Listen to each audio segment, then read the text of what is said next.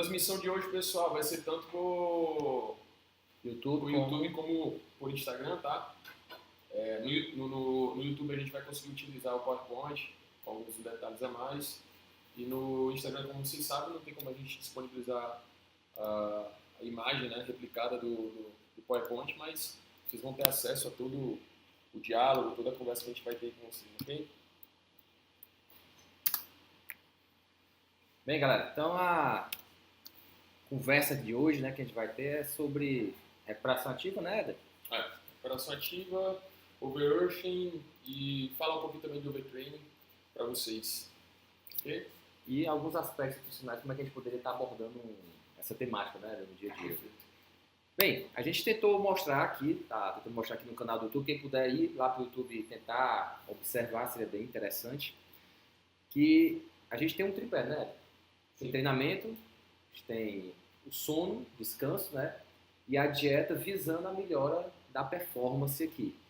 E aí, ao visar isso, a gente tem que ter um equilíbrio em todas as situações, né? Porque senão, o que é que pode acontecer nessa situação? Caso alguma coisa desequilíbrio, algo entre grande volume...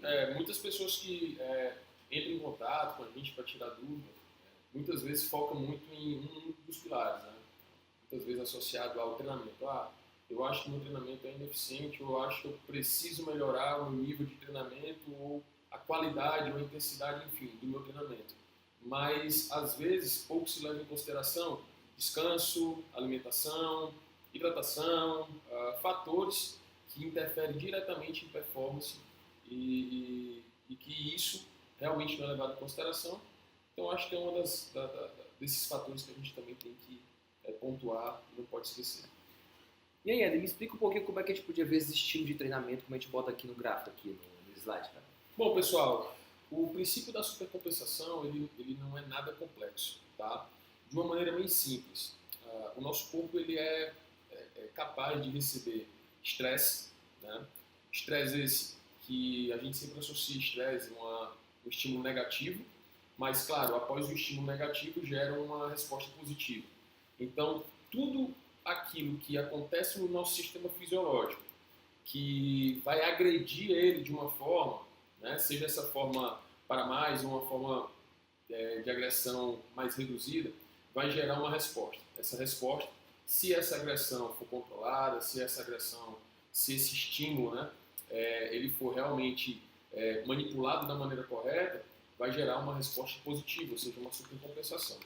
Quando a gente trabalha em cima de periodização, quando a gente trabalha em cima de data, calendário, a gente precisa ter o controle, a gente precisa, ao menos, testar, muitas vezes, replicar aquilo que deu certo, ou até, às vezes, arriscar uma novidade ou um estímulo diferente para que, quem sabe, gerar uma resposta mais positiva.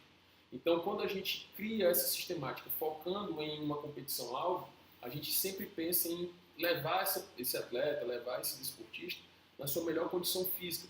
Mas para isso eu tenho que gerar estresse nessa pessoa, eu tenho que gerar estresse nesse atleta.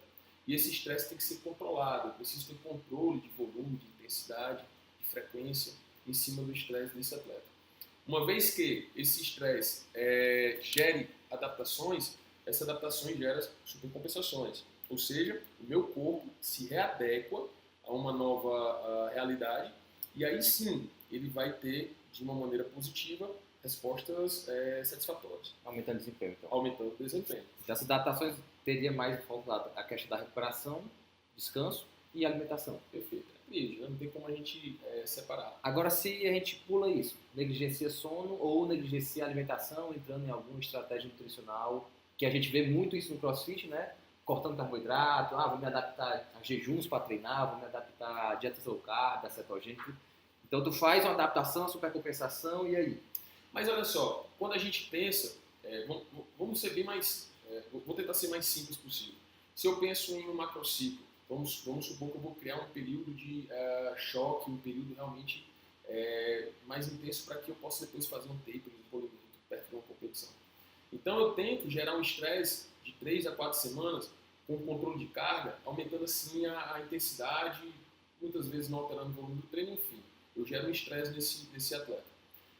Se, por mais que eu tenha controle do volume, da intensidade, mas o coach dificilmente ele vai ter controle da qualidade qualidade de descanso, nos intervalos realmente que esse atleta dá entre uma sessão e outra, na dieta, né, que é um fator, nossa, determinante, principalmente para quem treina em 2 sessões, né, para quem treina 6 vezes por semana. Muitas vezes um overreaching funcional que eu queria na penúltima semana acontece na segunda semana.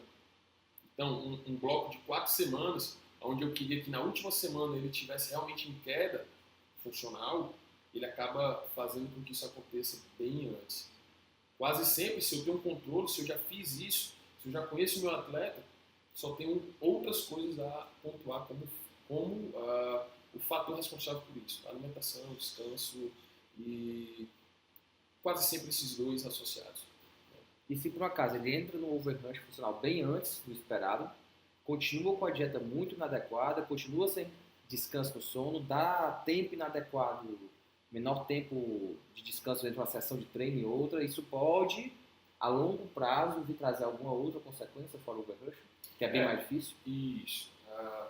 Realmente a literatura traz como o excesso desse overrushing, né? Ou seja, a insistência, achando que corpo mole, então muitas vezes é falta de treino, se o rendimento está caindo é porque não está treinando bem, ou quando a gente associa sempre a não treinar bem a volume de treino, ou seja, aumenta o volume de treino, sendo que não olha a dieta, não olha o descanso, enfim, pode vir a chegar um overtraining. Realmente, você sabe tão bem quanto eu, é uma situação bem difícil de se chegar, porque existem outras coisas que acontecem para sinalizar esse overtraining, mas pode acontecer. Então, acho que seria até interessante, né, a gente tentar, de uma certa forma, caracterizar o que seria o overrushing e o overtraining, para as pessoas tentarem entender, né, que às vezes muitas pessoas até confundem as duas terminologias, os dois conceitos, e corriqueiramente a gente vê no dia a dia as pessoas, entrou no overtraining. E não é tão simples assim. Né? Eu vou ser até bem mais taxativo na questão de que as pessoas não conhecem tanto o overrushing. As pessoas leem muito essa questão do overtraining, em que, eu acho que eu estou em overtraining porque eu não estou rendendo. Não, se você tiver realmente overtraining, realmente eu acho que eu nunca tive contato com a pessoa, um atleta que teve overtraining, porque realmente é muito difícil, mas a literatura coloca que overtraining são meses para você conseguir sair com uma equipe multidisciplinar, você tirar o atleta desse estado fisiológico, né? Então realmente é muito difícil. Bem, o que a gente poderia falar então do overrush, né? Uma caracterização, seria o aumento do volume ou a intensidade, né, de treinamento que, associado a outros fatores fisiológicos, resultariam em uma diminuição de desempenho em um curto prazo de tempo. Perfeito. E aí, quais são os fatores, Eda, que a gente poderia estar analisando isso de forma clínica, você como um preparador físico, fisiologista, olhando lá o teu atleta de crossfit, ou até mesmo o atleta do boxe mesmo, o desportista, o praticante. Hoje, existem muitas plataformas, existem questionários, existem aplicativos, existem métodos diretos que você consegue avaliar o estresse que você dá, ou seja, a carga externa e essa interferência que essa carga externa replica na carga interna. Ou seja, é claro que o nosso corpo ele sempre vai reagir de uma forma ao estímulo externo de carga externa. Ou seja, pressão arterial que se altera, frequência cardíaca que se altera, temperatura alteração de temperatura corporal, processos inflamatórios.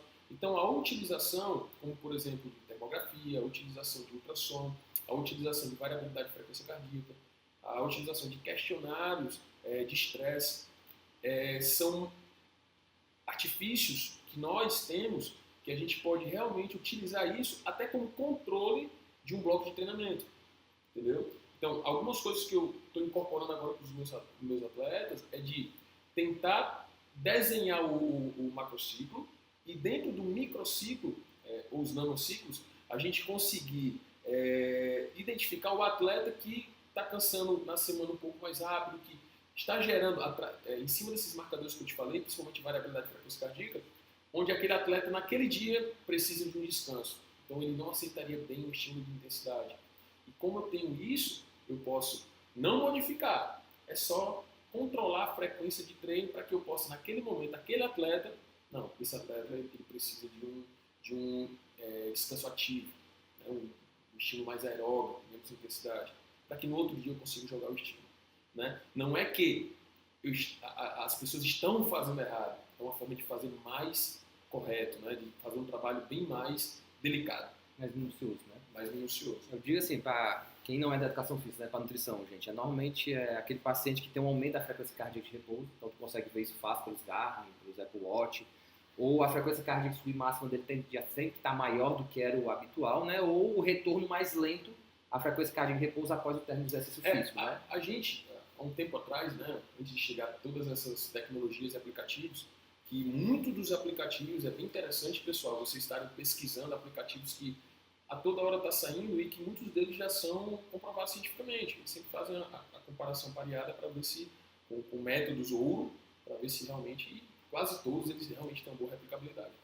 E isso faz com que a gente utilize isso. Então, por exemplo, a variabilidade de frequência cardíaca, que é muito utilizada hoje, ela é formidável, porque hoje a gente consegue ver o aumento de estímulo simpático para simpático, o equilíbrio entre esses dois estímulos autonômicos, onde a gente vai conseguir saber qual é o melhor estímulo que tu pode dar no teu atleta, seja um estímulo mais aeróbio ou seja um estímulo mais intenso, onde você tiver predominância autonômica.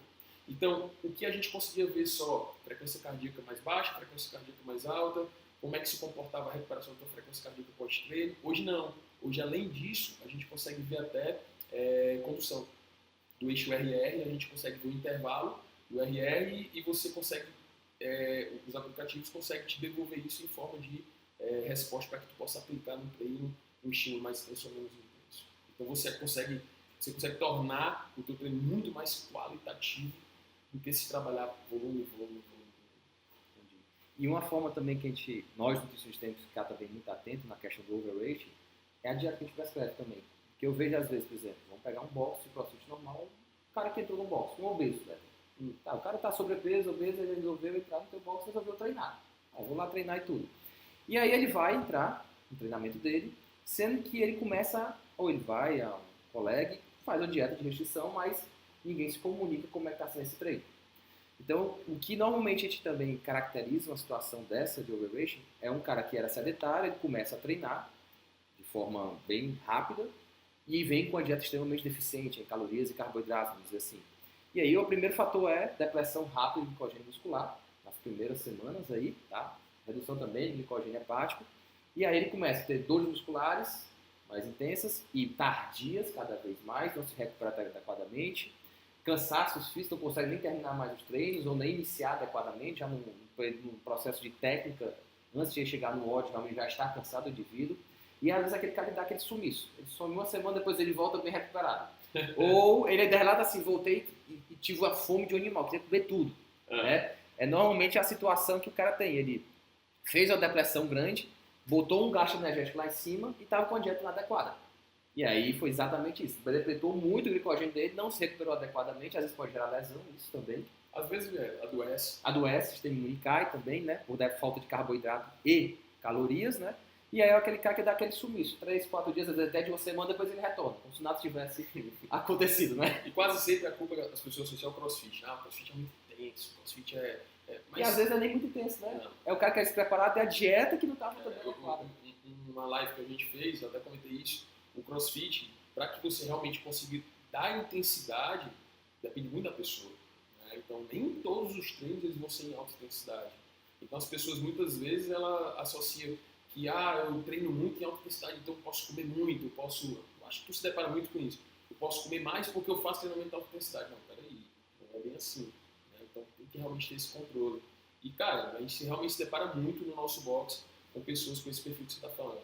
E às vezes treinei em alta intensidade e ainda faz o pós-treino, né? Vou fazer mais meia hora de treino. E treinou em alta intensidade. Eu acho errado. Porque eu, quando treino em alta intensidade, eu não quero nem alongar. Você fica realmente lento. Você fica não, mas eu treinei, ainda tive pique para fazer 30 do jet bike. Eu queria ter essa condição de fazer um treinamento, terminar meu treino de alta intensidade e ainda ter que fazer meia hora de aeróbio. Ou seja, não treinou em alta intensidade, né? Exato. Então, gente, isso seriam as características do overrating, mas também a gente vai tentar caracterizar para vocês o que seria, de forma simples também, como a dieta e o treino estaria andando aqui, no overtraining, para vocês verem o quão é difícil de vir chegar nessa situação. Porque o overrating a gente viu que é bem mais fácil. Sim. É ter um volume de treino maior, uma intensidade maior, associado com outros fatores, uma dieta inadequada e dura um curto prazo de tempo, né?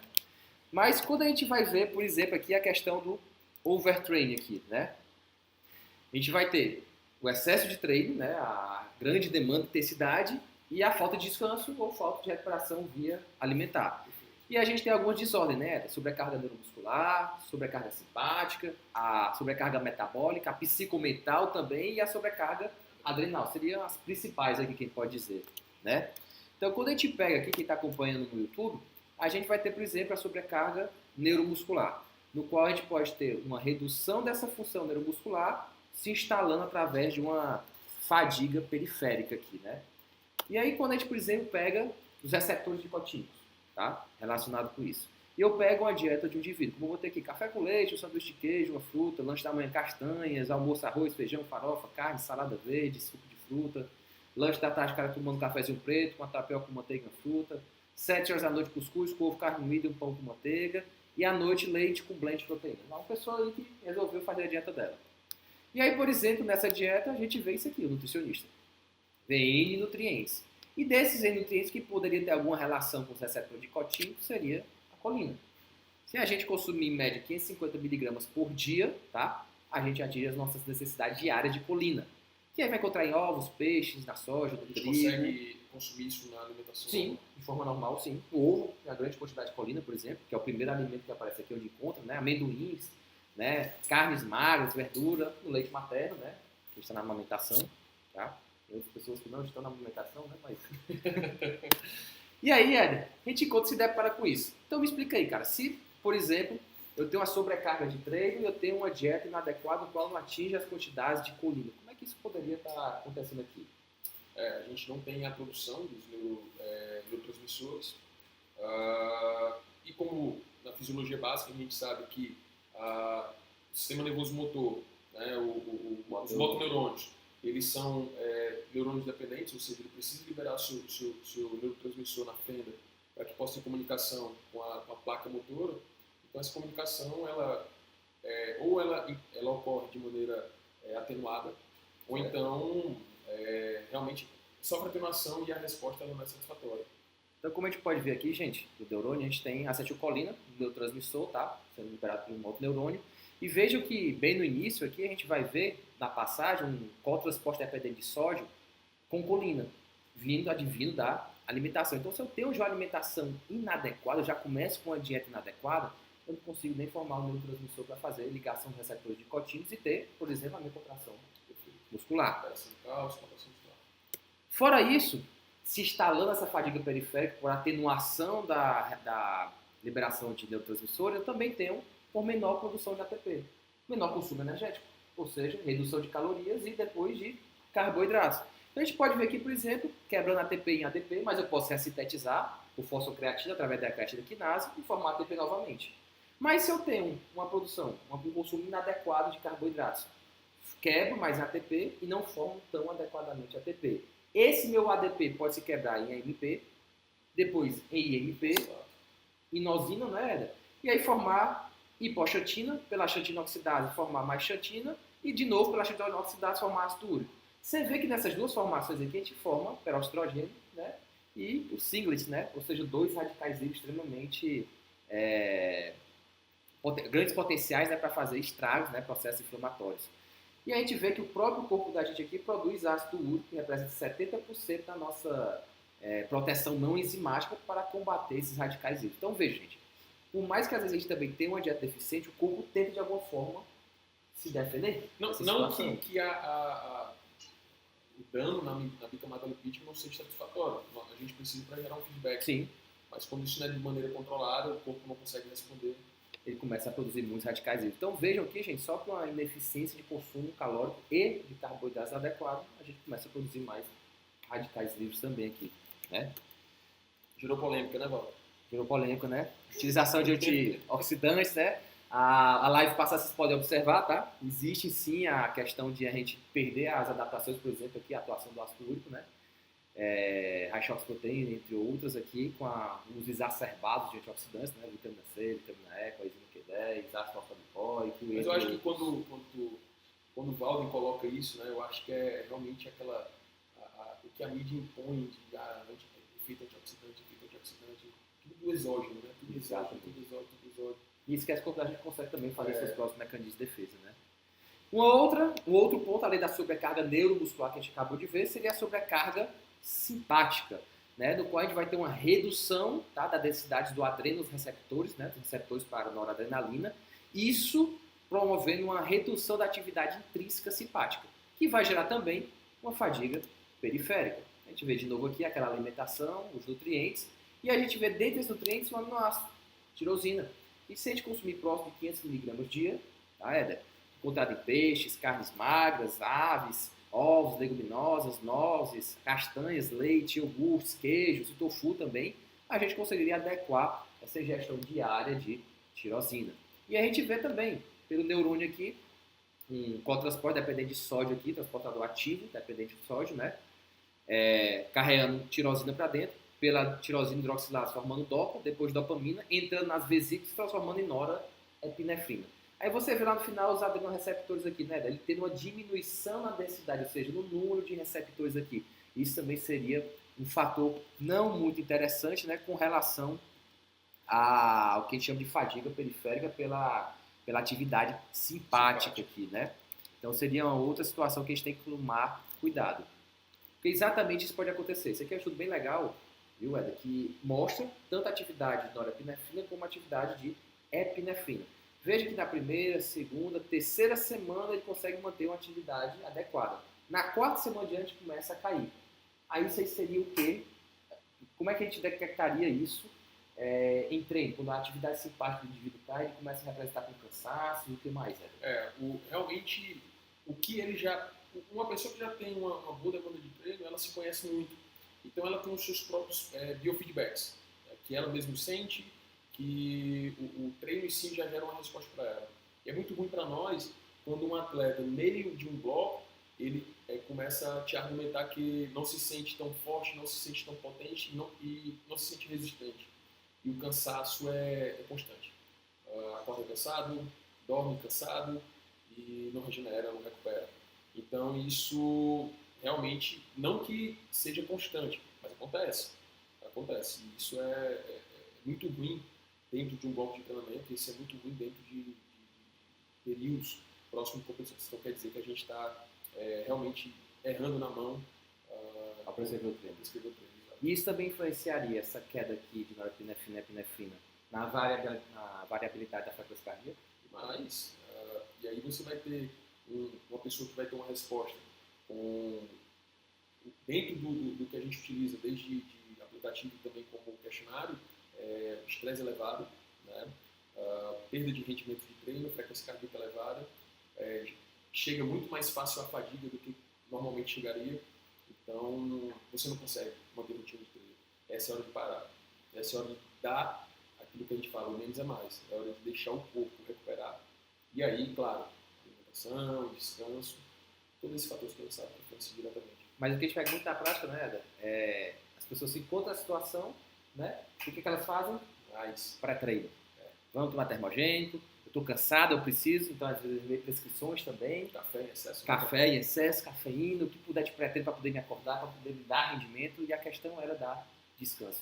Então muitas vezes a gente pode estar tendo uma prescrição errada também, que aumentando o pré-treino no momento que era para dar, era dando descanso ao indivíduo, ao atleta aqui. Eu sou de uma época que realmente se usava até mais os pré-treinos industrializados de uma maneira bem mais indiscriminada, né? Isso, muito, muito. E na época que se tinha substâncias que não eram liberadas aqui pela Anvisa. Mas ainda hoje, realmente nessas situações, a pessoa sempre nos chega com aquela ideia: mas eu acho que eu vou pedir um pré-treino ao nutricionista, eu acho que o fulano me disse que tem um pré-treino. E aí você está simplesmente mascarando um biofeedback do teu corpo. Tá pedindo descanso, tá pedindo e tu tá negando porque acha que não treinar uma semana, pular um sábado, pular uma sexta, pegar 3 dias de descanso e tá perdendo condicionamento, tá perdendo rendimento. Né?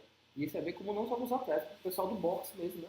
Total, a galera quer treinar sem parar, 7 dias na semana, não existe descanso, não adianta você falar que tem que descansar. A gente, escutando alguns podcasts de grupos de treinamento muito bons que tem pela Europa, pelos Estados Unidos, alguns relatam, até o próprio treinador do Fraser coloca que é comum os atletas de elite utilizar de descanso ativo. Quando a gente fala de descanso ativo, não necessariamente é uma atividade que gere fadiga, é mexer o corpo, movimentar o corpo, promover direcionamento de fluxo sanguíneo para remover aquilo que está te inflamando, enfim. Atletas que treinam 90 minutos como última sessão de treino, a 50% da VO2 máxima, ou seja, estímulo altamente débil, né? E isso é uma forma que essas pessoas têm de recuperar. Mas, quando elas estão nesse período onde realmente chegou o overreach funcional, muitas vezes acontece antes do que dispensado, eles utilizam dessa forma de treino que não gera adaptação porque é débil o estímulo, durante uma semana. Ou seja, para muitos, é perda de tempo, eu estou destreinando. Pelo contrário, o destreinamento, ele acontece quando você erra principalmente o taper, o polimento. Você aumenta o tempo demais, diminui demais a intensidade, diminui demais... Enfim, depois a gente pode até estar falando sobre isso. Mas deixar o teu corpo se recuperar gera supercompensação. O feedback é positivo. Então, viu, galera? Cuidado aí com os pré-treinos, cansaço, desculpa o corpo, tá? Uma outra parte agora seria, terceiro ponto, do overtraining, a sobrecarga metabólica, no qual eu vou ter uma depressão grande no meu glicogênio muscular e hepático também, vou ter desequilíbrios de aminoácidos, né, consumo inadequado, e aí isso também me gera uma menor atividade intrínseca simpática e me gera também fadiga central e fadiga periférica. A periférica a gente conseguiu já detectar bem, né? Menor consumo de carboidratos, de calorias, atividade simpática também, por exemplo, tirosina, menor consumo, né? A gente também pode ter menor produção de norepinefrina. E a fadiga central, que seria uma fadiga hipotética, né, bioquimicamente falando, seria também essa situação no qual o indivíduo vai estar em treinamento, tá? Ele vai estar já um cara bem mais adaptado, ele tem um metabolismo lipídico também bem mais ativo, então está produzindo mais ácidos graxos livres como fonte de energia. Ele vai ter uma menor desequilíbrio, menor produção de ácido gástrico de cadeia ramificada e uma maior produção de triptofano. E aí, nessa brincadeira de ter maior produção de ácidos graxos livres, ele compete com a albumina, tá? No qual vai ganhar essa competição do triptofano, liberando bem mais triptofano na corrente sanguínea. E isso vai ganhar o quê? A passagem na barreira hematocefálica quando se compara com os aminoácidos cadanificados ingeridos na sua alimentação, tá? E ao passar mais triptofano pela barreira hematocefálica, a gente tem maior formação dos neurônios de 5-HT, ou seja, o indivíduo vai ficar mais relaxado, mais tranquilo. Seria a fadiga central por desequilíbrios de aminoácidos aqui, por depressão de glicogênio, tá? Menor consumo de carboidrato também da dieta, e também, de alguma forma, aqui tentando produzir mais ácido gástrico com forma de energia. E aí, também, esse indivíduo consegue treinar alta intensidade, até para conseguir usar mais ácidos gástricos livres, tendo uma intensidade menor. Para dar tempo, né? Para dar tempo de se recuperar também, né? Então, seria o outro ponto da fadiga central aqui que a gente poderia estar... Carboidrato quase sempre presente, né, cara? Faz tudo, né? Você vê na sobrecarga neuromuscular, formar acetilcolina, acetil-CoA, eu preciso de carboidrato, né? Sobrecarga simpática aqui, metabólica, né? E aí vem uma outra parte, sobrecarga psicomental e sobrecarga adrenal, né? Na psicomental, mostram muito as desordens em função hipotalâmico-hipofisária, podendo, né, alterar a função reprodutiva, né? Redução de testosterona, por exemplo, né? E a resposta ao cortisol, você tendo a menor resposta ao cortisol, teu corpo tentando produzir mais cortisol para ver se tu responde ao cortisol, seja por processo de controle inflamatório, por exemplo, ou seja para tentar deixar mais disposto durante o dia, mas a tua resposta ao cortisol é menor. Também são alguns fatores que a gente encontra em overtraining aqui, né? E aqui é um gráfico bem interessante. Você veja dias de treinos aqui, Éder, né?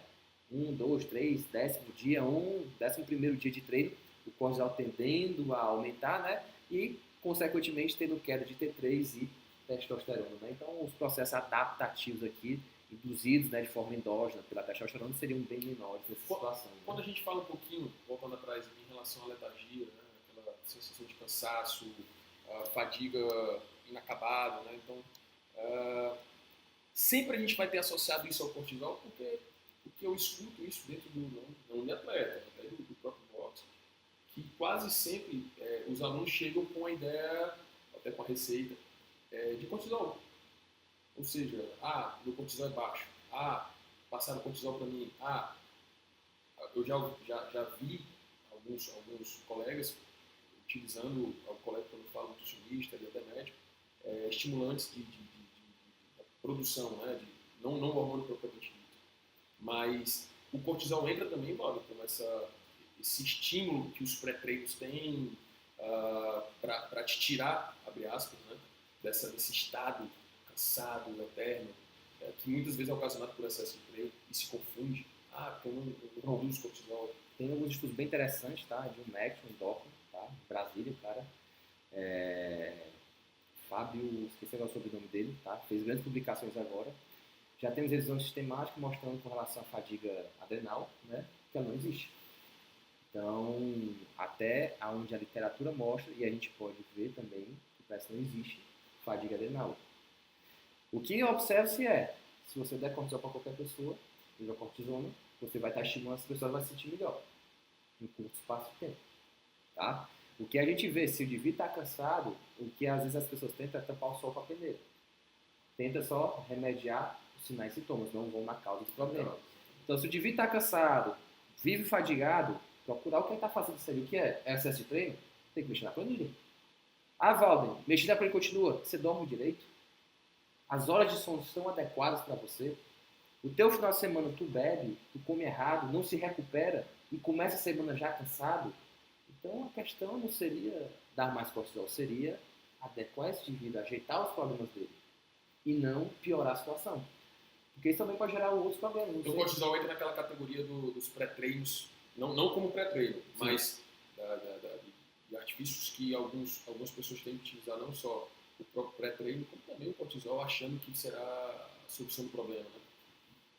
Muitos relatam a melhora de disposição durante o dia ao utilizar a cortisona. Claro, óbvio, vai ter isso aí, mas essa pessoa não está conseguindo consertar, por exemplo, ela vai dormir 1 da manhã, não faz higiene do sono, melhor tenta dormir mais cedo, não pega o pico de melatonina da produção endógena dela, então ela perde isso e vai tentar dormir mais tarde. Acorda cansada porque ela perde o hormônio de despertar, a produção dela de cortisol no dia. Então, então eu tenho que dar o cortisol para ajustar isso aí. Realmente existem alguns clinical trials mostrando que você dando hidrocortisona em certos horários, tipo de manhã e 5 da tarde, para você regular seu ciclo circadiano. Regulou, saiu. Tá? Isso é uma das formas. Outras formas que a gente também fácil, alarme. Botar o alarme sempre alarmar no mesmo horário e tentar se levantar naquele horário. É uma forma de regular o seu corpo a regular o seu corpo.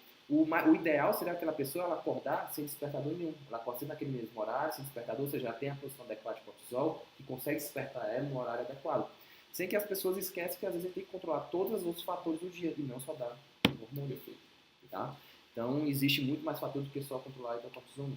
E às vezes a gente vê pessoas há 1, 2, 3 anos utilizando hidrocortisona e não melhorou nada. Então, a problemática não foi resolvida ainda. É difícil a gente falar que é excesso de treino ou alimentação inadequada. E o sono também inadequado. Porque o que a gente vê mais hoje em dia é as pessoas tendo restrição do sono.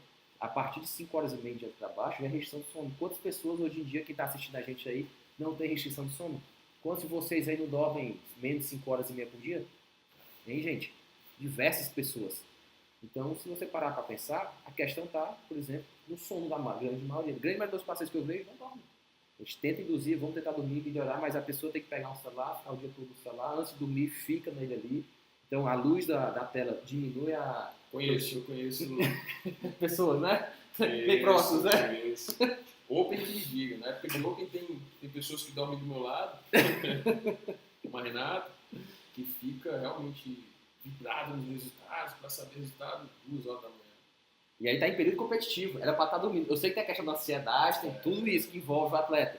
Mas não estou dizendo do cara de esportista. Não tem essa ansiedade de ficar. Ele podia estar dormindo, podia resolver isso amanhã. Mas o cara fica no celular e é um vício.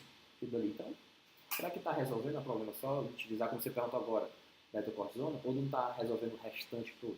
Multifatorial, né? É multifatorial, então não é uma acusação. Pessoal, ponto, né? Em relação a tudo isso que a gente está falando, vocês têm alguma pergunta para fazer? Vocês querem comentar alguma coisa? Vocês têm alguma pergunta para mim ou para o Valdo, para que a gente possa dar continuidade? Olha o tempinho aqui para a gente ver um feedback de vocês, como é que tá? Esse microfone. Pronto. O áudio tá bom, pessoal? Tá tudo ok? Alguém? Eu acho que tá tudo bem explicado, né? Tá tudo bem explicado, ninguém tem dúvida. E aí, quando a gente pega aqueles 5 pontos, né, da sobrecarga neuromuscular, simpática, metabólica, psicomental e adrenal, juntando com a redução da função neuromuscular, mostrando redução da densidade de adrenoreceptores, depressão de glicogênio, desequilíbrio de aminoácidos, desordem da função hipotalâmica hipofisária, menor resposta ao cortisol, vai levar tanto à fadiga periférica como central, como alterações na função reprodutiva. E aí a gente vê, será que seria, por exemplo, essa situação reposição hormonal? Ou é o descanso? O erro está na alimentação, o descanso e no sobrecarga de treino, né? Que isso tudo leva à redução da performance, do desempenho físico aqui, né? O Walden colocou um ponto agora chave, que é óbvio que a gente não vai estar puxando o debate para esse lado, mas isso pode ser um dos fatores que realmente a gente observa, né? Claro, a gente não tem números, mas no nosso dia a dia, pessoas que realmente sempre estão pensando em recorrer ao uso de substâncias, doping ou não doping, enfim, substâncias indutoras de performance, né? Se a gente puder falar dessa forma, potencializadores de performance, enfim, pensando que é isso que está faltando, né? Então, muitas vezes, não levando em consideração, como a gente mesmo falou, alimentação, uma boa periodização de treino, um bom descanso, eu sei disso porque eu sinto isso na pele, quando eu durmo bem, quando eu não durmo bem, isso reflete diretamente no meu treino da manhã, isso aí o corpo tem esse feedback absurdo de rápido, então a gente realmente sente essa diferença. E a gente observa que as pessoas não pensam, no geral, pensam sempre que a alimentação, mas eu como só carboidrato, como só proteína, eu como o essencial. Mas eu preciso do industrializado, né? Eu preciso daquela proteína, daquele manipulado, daquela substância. Mas eu acho que eu estou pensando em doping porque eu não estou aguentando os treinos. Porque às vezes o treino é de um volume absurdo, onde não tem descanso, onde a alimentação não está adequada, aí recorre ao doping. Então, se parar para pensar, muitas vezes está fazendo tudo errado, né? E não é que seja o que você está fazendo eficiente. Então, isso é uma questão que a gente pode estar levantando do uso de doping ou não uso, mas enfim, deixa para os especialistas, né? Falarem sobre isso. É só um pensamento, né? Não, só um pensamento. Então, galera, hoje aqui a gente queria falar um pouquinho, realmente... Tem uma pergunta? Tem uma pergunta aqui. Pode continuar aí, Walter, que eu vou procurar aqui.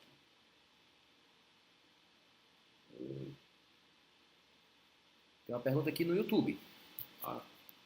Sobre o sono, às 5 horas e meia diária, aqui tem o Matheus Santos de Oliveira no YouTube perguntando se sobre o sono, às 5 horas e meia diária precisam ser contínuas ou cochilos podem entrar nessa conta. É possível mitigar a falta de sono com períodos menores de sono durante o dia? Bem, Matheus, pergunta bem interessante, tá? É uma estratégia, tá? Que a gente vê resultados positivos em atletas de alta performance, tá? Mas não nas 5 horas e meia. Eles conseguem dormir suas 6, 7 horas aí de sono, de noite ininterrupta, tá?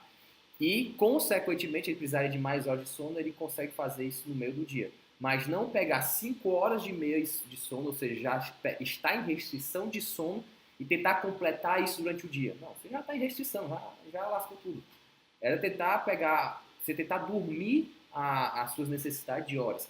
Não que todo mundo precise de 8 horas de sono. Isso existe uma variedade, tá? Mas o que a gente vê realmente, na grande maioria, o que a gente vê na literatura, na maioria dos estudos, a gente vê na prática clínica, que normalmente essas 6 a 8 horas de sono seria algo de grande interesse para a maioria das pessoas. Claro que algumas outras pessoas precisam de mais de 8 horas e algumas conseguem dormir com um pouco menos, mas isso é a grande minoria. Tá? Mas quebrar esse sono, tentar complementar isso, a gente tem alguns estudos bem legais, mas com atletas mostrando resultados positivos, com pessoas normais, tá? Não atletas, não teve tantos resultados positivos assim, tá? E aí, pelo que eu entendi da tua pergunta, é pegar uma restrição de sono de 5 horas e meia e tentar fragmentar isso durante o dia para ver se faz o mesmo efeito. Não, teria que ter realmente uma quantidade mínima, né, de horas de sono que não fosse uma restrição, tá? Então, eu acho que não sei se eu consegui te explicar direitinho mais ou menos aqui, mas pelo que eu entendi da tua pergunta, foi mais ou menos isso. É isso, Éder, também, entendeu? Tá, valeu aí. Brunão, fala Bruno. Bruno Cardoso, que me acompanha Renato, nosso médico. Perguntando se o treino pela manhã versus treinos tarde da noite, né? Indicações e cuidados. Cara, se você for pegar um grande prático e estudioso do treinamento de força, que é o Charles Poliquin, todos os blocos de treinamento dele de força, ele tem até um treinamento um sistema que é treinando nas férias, ele tem uma sessão de 10 dias, que são 3 sessões de agachamento por dia, enfim. eu vou entrar no mérito. Mas ele sempre coloca que treinamento de força a partir das 9 da manhã até no máximo 6 horas da noite, né? Pegando essa janela fisiológica das curvas hormonais. Fora isso, muito pessoal. Tem gente realmente por ciclo, né? por hábito, que treina bem de manhã, mas não treina bem à noite. Vai muito da pessoa. Mas à noite a gente tem um pico de cortisol, enfim, tem a questão do estresse. Melhor treinar de manhã quando você acorda, porque realmente o metabolismo está acelerando. Cara, isso aí é muito relativo, é muito da pessoa. Mas para quem compete, não tem muito o que querer. Até porque no período competitivo, eu sempre tento mudar a rotina dos atletas, jogar treinamentos nos horários que eles não estão acostumados, porque ninguém escolhe o horário que vai competir. Então é mais ou menos isso. Ao meu ver, fisiologicamente, vai muito de indivíduo para indivíduo. Né? Tem aquelas pessoas que se treinarem à noite, tem um aumento adrenal, na liberação de catecolaminas, e vai ter um pouco de dificuldade de dormir. Tem gente que dorme muito melhor, provavelmente pelo pico de dopamina. Enfim, eu acho que isso é muito individual, vai de pessoa para pessoa. Se eu pensar pro fisiológico, seria de manhã, né? Não, então, mas tem gente, relatos e relatos, né? Existe de tudo, né? Existe de tudo, exatamente. Deixa eu ver se tem pergunta para ti, Val.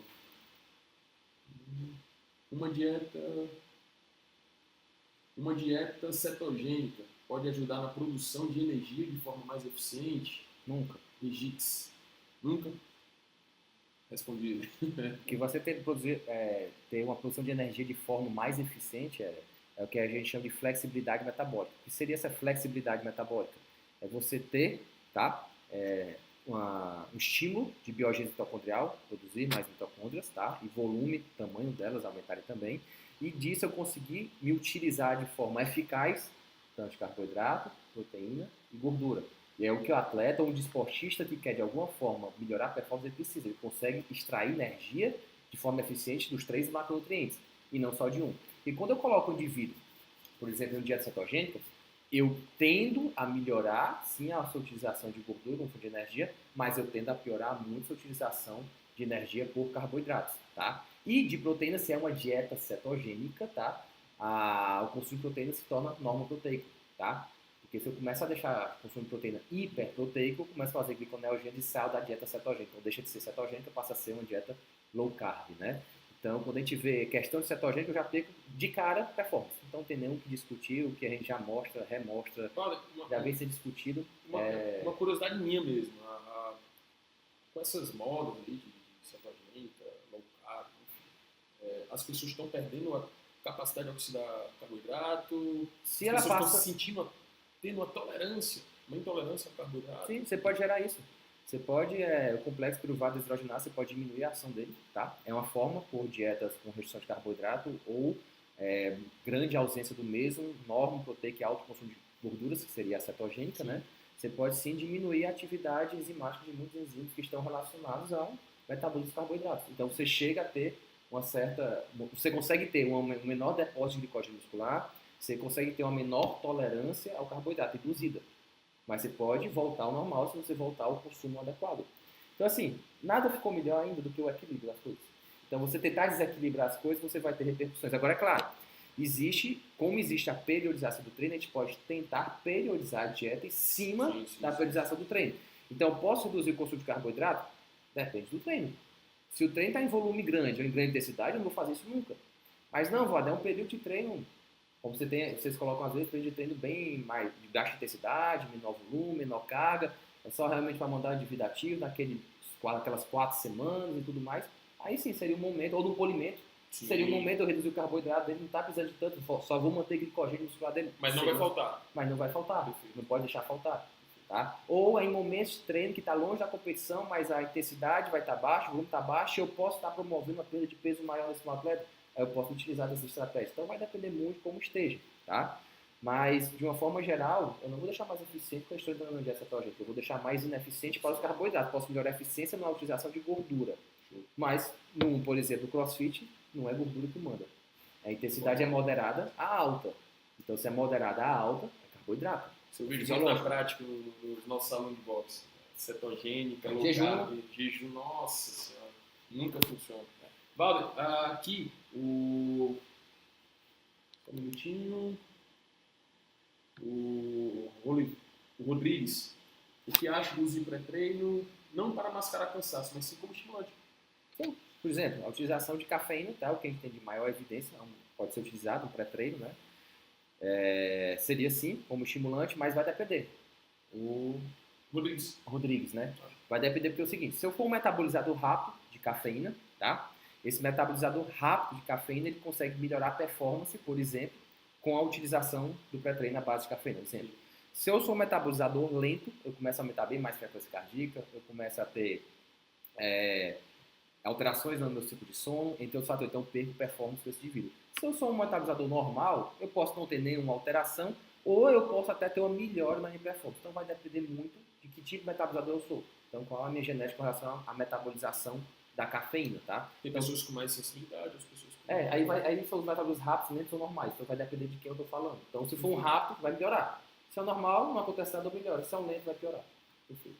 Valder, uma pergunta aqui do Marcelo Hungria. Tu já falaste sobre isso, mas em relação a nos dias de descanso ativo ou recovery, enfim, continua utilizando a mesma proporção de macronutriente ou baixa também porque houve menos gasto? Enfim. Tá, aí vamos lá. Vamos pegar um mesociclo, um microciclo, no qual divide na segunda, terça, quarta, quinta, sexta, tem o sábado ainda, e ao domingo é o descanso. Mas é o off total. Mas aí normalmente a segunda-feira vem com a carga de treino maior, que ele vai diminuindo de semana.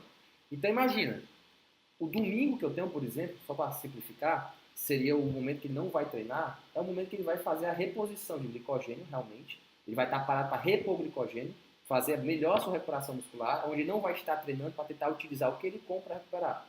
Para segunda-feira ele aguentar a pancada. Então não tem por que eu diminuir isso. A gente faz essa diminuição quando eu sou pensa em estética. Estou pensando em estética, emagrecer, ficar abdômenzinho no tanquinho e tudo mais. Mas se eu pensar em performance, melhora de desempenho... eu não sou atleta, Vlad, eu pratico crossfit, eu sou um desportista, eu gosto, eu quero melhorar, eu quero evoluir. Então, você não está pensando em estética, está pensando em performance também. Sim, de forma em menor escala, mas também performance. Então, você continua utilizando. Não, Vlad, eu quero evitar a grande gordura, eu quero tá mais sequinho, eu quero, não sei, o que você vai inventar, o que você quer fazer. Aí a gente pode fazer sim essa mexida com relação ao consumo calórico total de carboidratos, tá? Durante o período que você não está treinando. Mas se o seu objetivo é tentar melhorar o desempenho, aí são outros. Então depende, essa tua pergunta tem duas respostas, tá? O Marcelo, né? Marcelo. Ok, pessoal. Eu acho que ficou tudo bem esclarecido. Bota o slidezinho final, né? Certo. O slidezinho final tá aqui. Beleza. Bom, pessoal, Valdo. Galera, muito obrigado, tá? Pela estar aqui com a gente, estar escutando, tá? Queria agradecer a todos, tá? O nosso primeiro participante nós dois juntos agora, né? Fazendo primeira live depois de várias sozinhos, né? Fiquei ausente um tempo, pessoal. Vocês viram pelo comportamento do Valdo que se sentiu mais só, mas tudo normalizou. Pessoal, a gente fica muito feliz de ter vocês acompanhando a gente. Breve a gente vai ter novidades, a gente vai estar disponibilizando para vocês essas novidades, essas informações no decorrer das semanas, mas a gente vem com novidade por aí. Agradecer por vocês estarem confiando nas coisas que a gente fala, a gente recebe durante a semana muita coisa bacana de vocês, elogios e também críticas construtivas a respeito das coisas que a gente pode estar fazendo para tentar mostrar um pouquinho da nossa teoria e prática do que a gente faz também, que isso conta muito, né? Eu acho que a teoria é a mãe de todos, mas a prática direciona de uma maneira absurda. Associar os dois, né? Nossa, isso é fantástico. Eu vi aqui sem querer o Vitor Caetano rindo de nós dois. Cuidado, viu, Vitor? Que pode vir dieta de um canto, treino de frente de outro, viu? Só te avisando, viu? Pode vir uma cetogênica aí. Beleza, pessoal? Então, muito obrigado. Obrigado por estar aqui com a gente e até a próxima, né? Até a próxima, galera. Valeu aí. Valeu, galera do YouTube também aí. Tchau, tchau.